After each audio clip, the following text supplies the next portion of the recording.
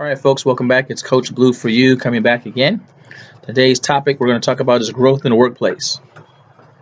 Many of us struggle with that on our work environment. How do we grow? How do we become better? How do we become more successful? How do we overcome the challenges that we have to encounter daily at work? How do we approach this animal? What do we do?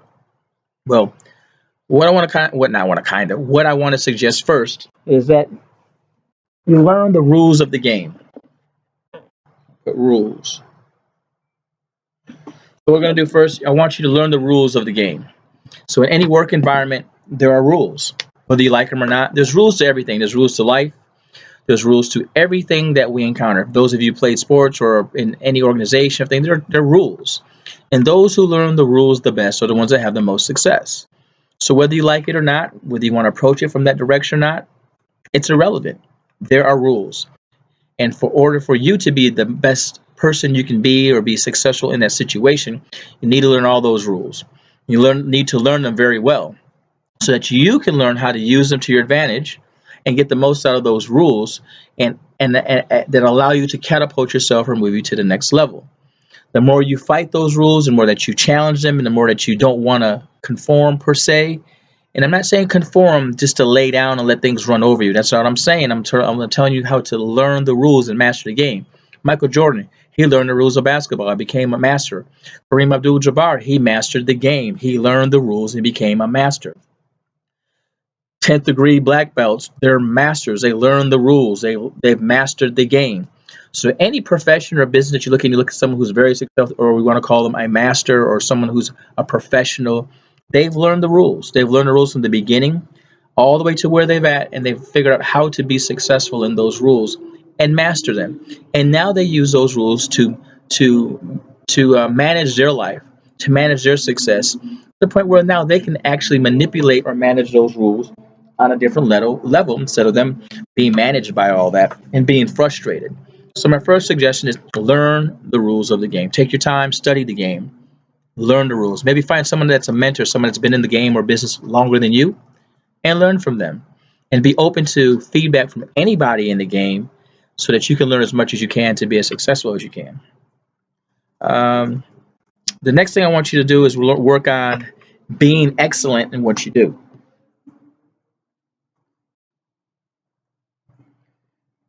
Excellent. I want you to be excellent in what you do. That means I want you to be the best. So once you learn the rules of the game, I want you to master your specialty or your area of work or areas of that you focus on and become a master. Become excellent in that area. And that means that you know that area better than anybody else in your work environment. People come to you for information, for you're a major resource.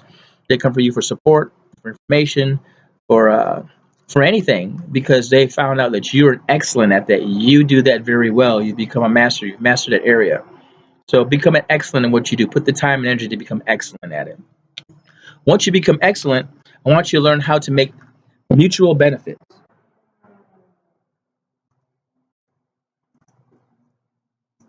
I want you to learn how to make mutual benefits or benefits mutual. I wrote it backwards, but it's the same process or same principle. I want you to make mutual benefits. And what that means is a lot of times in the workplace, we view it that our employers or whoever we're working for, they're taking advantage of us. To a degree, they may or may not be. But we also have to learn how can we take advantage of them to a degree, to the same extent, not in a negative perspective, but in a perspective, it's a give and take relationship. So we want to make the benefits. I want the benefits to my boss per se to be mutual, and I want the benefits to me to be mutual because they want something out of me that's going to benefit them. You have to also want and demand something out of them that's going to benefit you. So after you become excellent, now you can demand mutual benefits that support you based on what you want, and then you can also give a benefit that's mutual back to whoever you're working for, to whoever that you're supporting. So you want to look for mutual benefits. That way, both parties, you, your employer, or your boss, whoever you want to call it, they're giving to you, and you're giving back to them. And it's a relationship. It's not just a one-sided give and take where you're frustrated all the time because you give, and you get nothing in return. Or you're getting something from the employer that you feel satisfied with, and you're giving them, what they're satisfied with from you as well. So we talked about The rules of the game, we've talked about being excellent in what you do. We turn on how to make the benefits mutual for both parties, and that's extremely important. And once you do that, what you're going to do is you're going to what's called improve your value. Improve your value. Once you improve your value, that's where it becomes a mutual benefit by improving your value. By them seeing you in a perspective that's very beneficial, that's very key, that's very focused, that's very beneficial to them, that as a key player, that if you're not around, there's a major disturbance within the business. So you want to improve your value to the point where you have that value to where you're a key uh, player within that organization. Doesn't mean that you're not replaceable. We're all replaceable, regardless of your level of success, or any of that stuff. We're all replaceable, but you want to increase your value so that if you are not in that area, it causes a huge deficit based off of you not being there. All right. So work on improving your value. It's going to be very important. All right. Next thing we're going to talk about, let's see, is know your strengths and weaknesses. Know what you're very good at and know what you're not good at. So your strengths, and everyone's pretty easy on finding out what their strengths are, or identifying what they are, but they're not as focused on what is their weakness. So you want to know what your strengths are, you want to know what your weaknesses are. And the reason for that is your strengths are your strengths. You want to continue to grow and improve those and make them better. But more importantly, you want to you want to take your weaknesses and improve them and make them more of a strength, or closer to a strength than a true weakness. You want to eliminate them if you can, but you definitely want to minimize the impact of them being weak. So you want to work on it by taking classes or taking courses or continuing education, tutoring, training, whatever you can get to improve those weak areas of your work life or of your personal life, so you can become better at them. And of course, your strengths, just fine tune them, continue to make them better, to make them more perfect, to make them more uh, valuable, and becoming better at those. So strengths and weakness, you want to get them closer to each other. With those weaknesses that have a lot of disparity between your strengths, you bring them closer. Um, and the two things, this is what I was taught this by a guy I worked with for 15 years, one of the best managers I ever worked for. And have not always been very successful in being political or playing that part of the game. But he taught me something very valuable. And he said, you have to do less of that political part, if you focus on your results. You let your results speak for themselves. No one can argue with your results. So if your results are impeccable, your results are high standard, your results are successful, your results are excellent, regardless of everything else, at the end of the day, you don't have to say much. Your work has spoken for itself.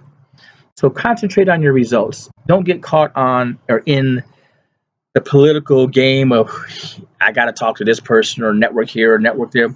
Focus on your results. Make your results excellent. That's part of being excellent in your job. Let your results speak for themselves. No one can argue with numbers. Black and white, on paper, results, overtime percentages, meeting your budget, KPI objectives, meeting those objectives and kind of consistent. That's the other part. On a consistent basis over a period of time, no one can argue that. No one. It's there in black and white. They can say whatever they want to say about you. You don't even have to answer. You can just point to the paper and show them what your results have been and what they are. And being that you've been consistent with them, there's not a whole lot for them to argue about, or for them to say. And if they do, then you'll have to understand there's not a lot of value to what they're talking about, because your results have clearly spoken louder than what their words are telling you based off of your performance. So those are some ideas or feedback on how to have growth in the workplace. We talked about learning the rules of the game. Return on how to make your benefits mutual between you and your partner, so you have a mutual benefit. You gain something, they gain something. We talked about strengths and weaknesses, and taking your weaknesses and improving them and growing them and make them closer to your strengths, or to the point where they're not a true weakness, but they're just minor strengths. We talked about improving your value by making you a key player, or what you do or the impact that you have being so valuable that if you're not in that element, there's a negative impact to that operation. We talked about letting your results speak for themselves, and we also talked about being consistent.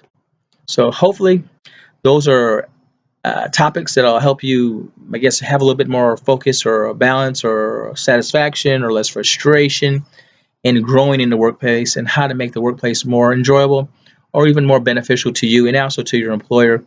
And everyone talks about job security. There isn't none, but there are things that you can do to help secure yourself in what you do. Results, being excellent, being learning the rules, applying all those factors increase or improve your chances of being in that workplace for an extended time as opposed to not. We're all expendable, as I mentioned. There is no job security anymore. But by managing and honing in all those areas that we talked about, greatly, greatly improve your chances of being around that organization a little bit longer, or being able to go to another organization with those same qualities and abilities and making a huge impact there. So, Coach Blue for you, signing out one more time today. Thanks for listening. Appreciate your time and feedback. Please hit subscribe. Please hit the like button. Share me with all your family, friends, and relatives. Look forward to talking to you next time. And most of all, please gain understanding. Peace.